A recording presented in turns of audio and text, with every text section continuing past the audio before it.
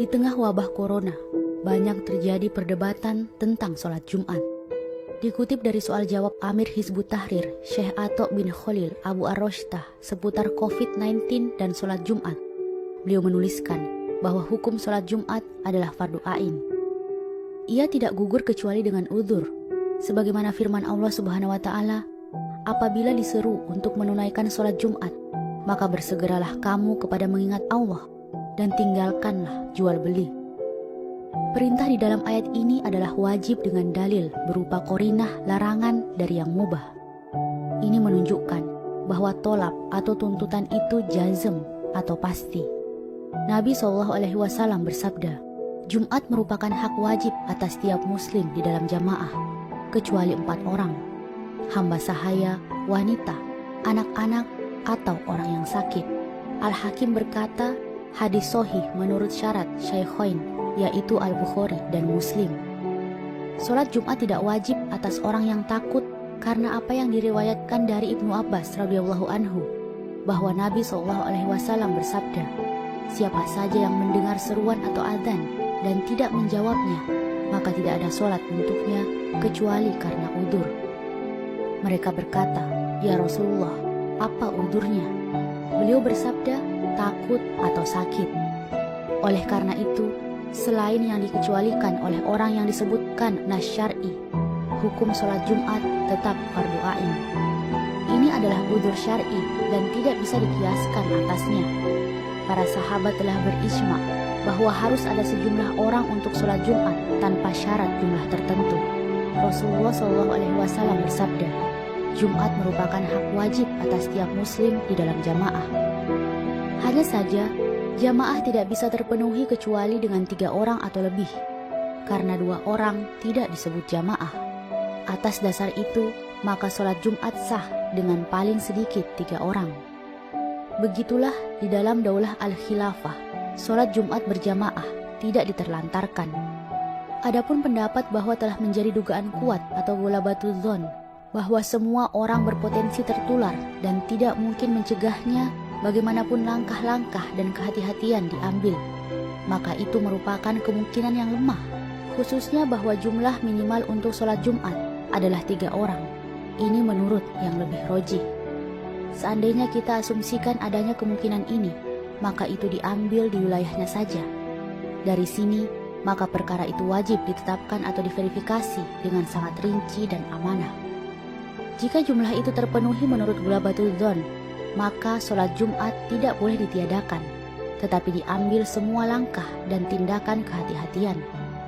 Jadi tindakan pencegahan itu tidak berarti meninggalkan kewajiban, melainkan kewajiban itu ditunaikan serta mengambil kehati-hatian dan langkah-langkah untuk mencegah penularan. Ini adalah hukum yang rojih dalam masalah tersebut. Jika negara menutup masjid-masjid tanpa mengerahkan segenap upaya dalam memverifikasi ghalabatul dzon, sebagaimana dijelaskan sebelumnya, dan berikutnya melarang masyarakat mendatangi masjid untuk sholat Jumat dan jamaah, maka negara berdosa dengan dosa besar karena menelantarkan atau meniadakan sholat Jumat dan jamaah.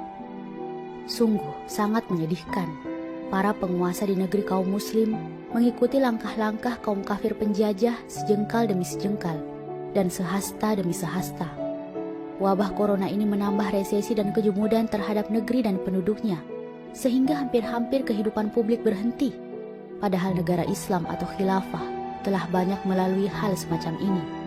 Khilafah pernah diuji dengan ta'un, sementara negeri kaum muslim sedang mengarungi perang melawan Romawi di Syam pada tahun 18 Hijriah.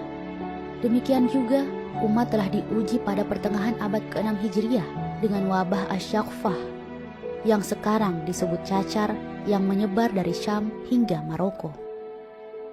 Dalam semua kondisi itu, masjid-masjid tidak ditutup, sholat Jumat dan jamaah tidak dihentikan, orang-orang juga tidak dikurung di rumah mereka, tetapi orang yang sakit diisolasi, sementara orang yang sehat tetap menjalankan aktivitas mereka dengan jihad dan memakmurkan bumi.